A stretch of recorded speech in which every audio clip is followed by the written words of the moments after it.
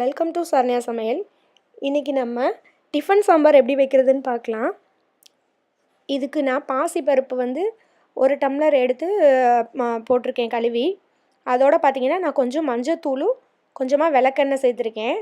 சீரகம் ஒரு ஸ்பூன் சேர்த்துக்கலாம். இப்போ நம்ம கட் பண்ணி வச்சுருக்க வெங்காயம், பெரிய வெங்காயம் ஒன்று கட் பண்ணி வச்சுருக்கேன். ஒரு தக்காளி கட் பண்ணி வச்சுருக்கேன். இப்போ பீன்ஸு, கேரட் 2 அதோடு சேர்த்துக்கலாம். இது எல்லாமே சேர்த்து நம்ம வேக வச்சு எடுத்துக்கலாம். இதோட சேர்த்து காய்க்கும் பருப்புக்கும் தேவையான அளவு உப்பு போட்டுக்கலாம். இப்போ நம்ம தாளித்து எடுத்துக்கலாம். இப்போ 2 டீஸ்பூன் எண்ணெய் ஊற்றி நான் கடுகு உளுந்து ஒரு ஸ்பூன் சேர்த்துருக்கேன். இப்போது சீரகம், கறிவேப்பிலை கொஞ்சம் சேர்த்துக்கலாம். ஒரு வரமிளகாய் நம்ம அதோடு சேர்த்துக்கலாம். பெருங்காயத்தூள் சேர்க்குறேன்.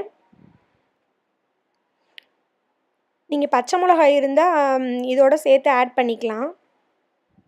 பருப்பு வேக வைக்கும்போதே சேர்த்து பச்சை மிளகா வேணும்னா காரத்துக்கு ஏற்ற மாதிரி ஒன்று சேர்த்து ஆட் பண்ணிக்கோங்க. நான் பச்சை மிளகா சேர்க்கல.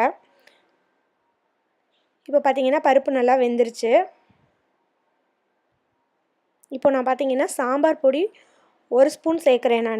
எனக்கு காரம் அதிகமாக வேண்டாம்னால நான் பச்சை மிளகா சேர்க்கல. மிளகாத்தூள் சாம்பார் பொடி மட்டும் 1 ஸ்பூன் சேர்த்துருக்கேன்.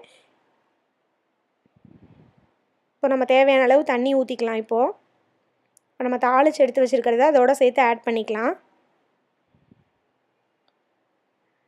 இப்போது ஒரு தடவை நல்லா கொதித்த உடனே நம்ம இப்போ ஆஃப் பண்ணிடலாம். இப்போ பார்த்தீங்கன்னா டிஃபன் சாம்பார் ரெடி ஆயிடுச்சு. இது ரொம்ப டேஸ்ட்டாக இருக்கும். கண்டிப்பாக ட்ரை பண்ணி பாருங்கள். இந்த வீடியோ உங்களுக்கு பிடிச்சிருந்தால் லைக் பண்ணுங்கள், ஷேர் பண்ணுங்கள், மறக்காமல் சப்ஸ்கிரைப் பண்ணுங்கள்.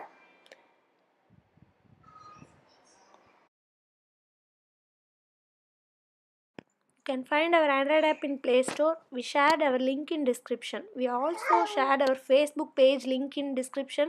Please like that. Make it simple. Feel the taste.